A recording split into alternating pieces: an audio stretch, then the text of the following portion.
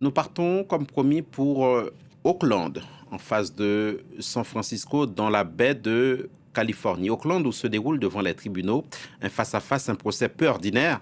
Il oppose deux figures de l'intelligence artificielle.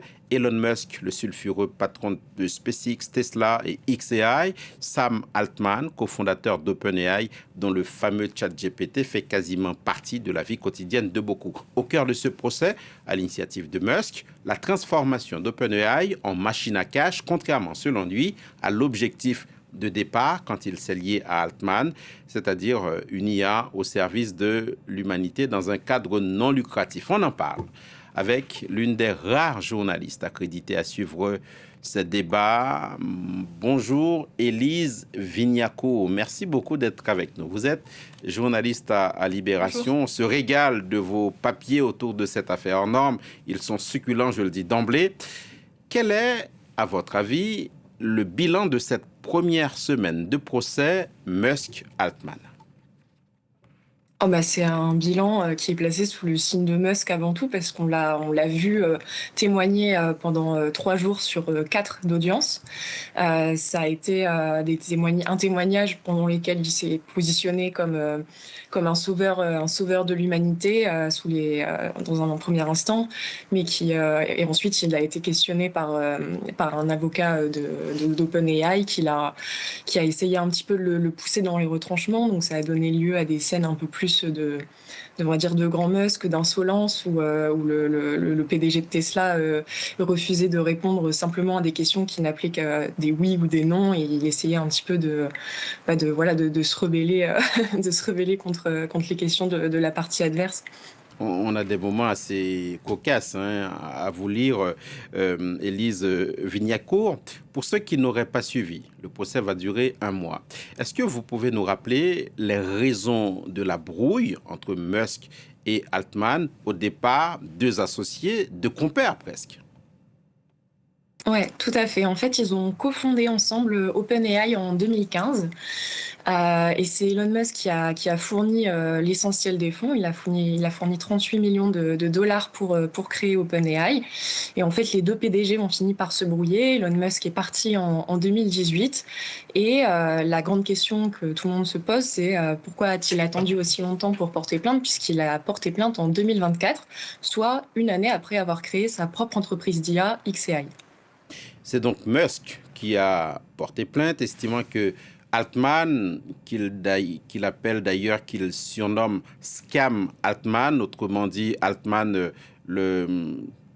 l'arnaqueur en quelque sorte. L'arnaqueur. C'est Musk donc qui a porté plainte parce qu'il estime que Altman a détourné le projet initial pour au final s'enrichir indûment. Mais ce projet initial, encore une fois, Élise Vignacourt, rappelez-nous quel était-il?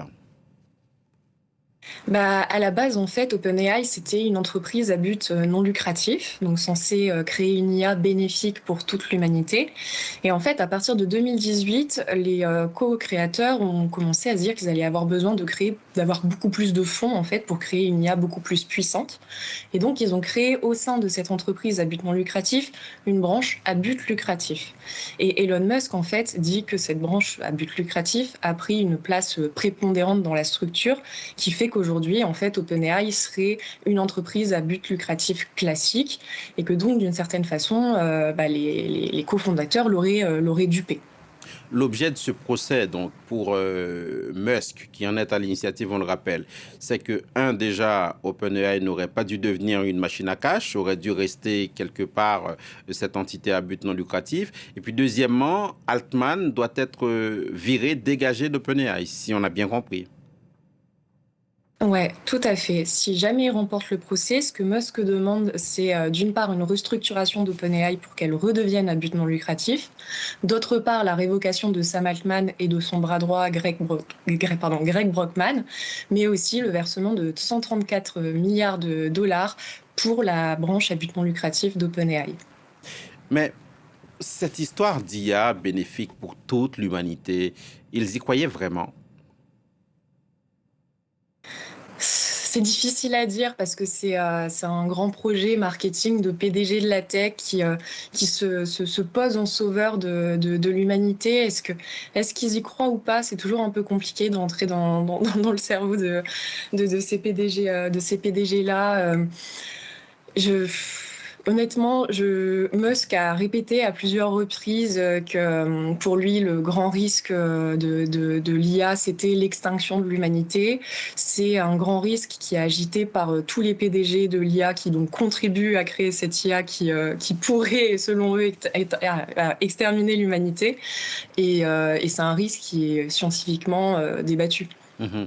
Et quelle est l'ambiance, l'atmosphère à l'extérieur de la salle d'audience, à l'intérieur aussi? Qu'est-ce qui, Élise Vignacourt, a attiré votre attention, vous a marqué?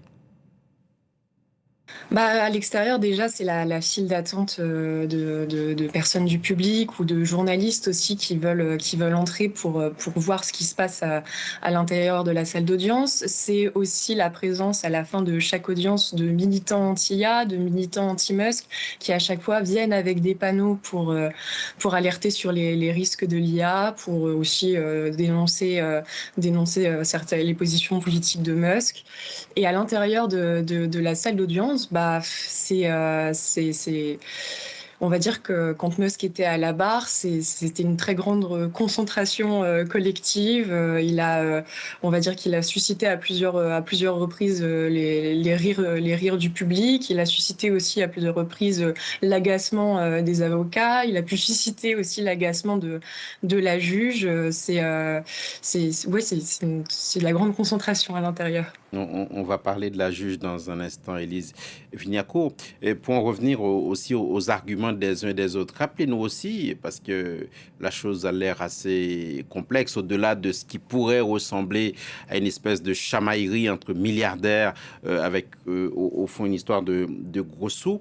Quelle est la défense de Sam Altman? Bah, la défense de Sam Altman, c'est de dire qu'en fait, Elon Musk a porté plainte parce qu'il a lui-même sa propre entreprise d'intelligence artificielle et qu'en fait, ce qu'il cherche à faire, tout simplement, c'est lui mettre des bâtons dans les roues et éliminer un de ses concurrents principaux. Donc c'est une histoire tout simplement économique et financière. Est-ce que vous diriez que c'est un procès qui confronte deux styles, deux visions de la tech, de l'IA en particulier? Non, honnêtement, les deux PDG se ressemblent beaucoup, hein. Ils ont tous les deux porté le même discours pour fonder OpenAI dès le départ.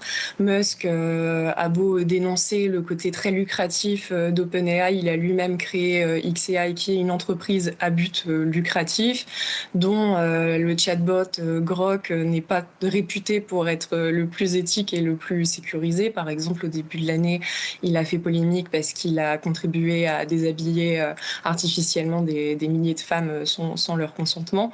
Donc non, sur le fond, c'est deux PDG qui se ressemblent beaucoup, en fait, malgré leur opposition. Et qu'en est-il des absents de ce procès? On pense à Microsoft, par exemple, actionnaire important de OpenAI. Ouais, Microsoft est mis en cause. Pour l'instant, c'est encore une partie qui est assez discrète, hein. Leurs avocats ont pu intervenir de temps en temps, notamment pendant la plaidoirie d'ouverture. Mais effectivement, Satya Nadella, donc le PDG de Microsoft, est attendu et devra témoigner au cours des prochaines semaines. Mhm. Le procès, Élise Vignacourt, va durer encore 3 semaines. Que peut-il en sortir, à votre avis? Elon Musk dit, par exemple, que c'est l'avenir de la philanthropie et qui est en jeu. Rien de moins. Ouais, des analyses que je vois passer pour le moment, c'est que Musk est quand même mal parti pour remporter ce procès. Et puis même s'il le remporte, rien ne dit que la juge va accepter de restructurer OpenAI ou de virer Sam Altman et Greg Brockman. Donc il est tout à fait possible que ce procès n'ait pas les implications que Musk prétend. Et pour trancher tout cela, on a dit qu'on parlait de la juge.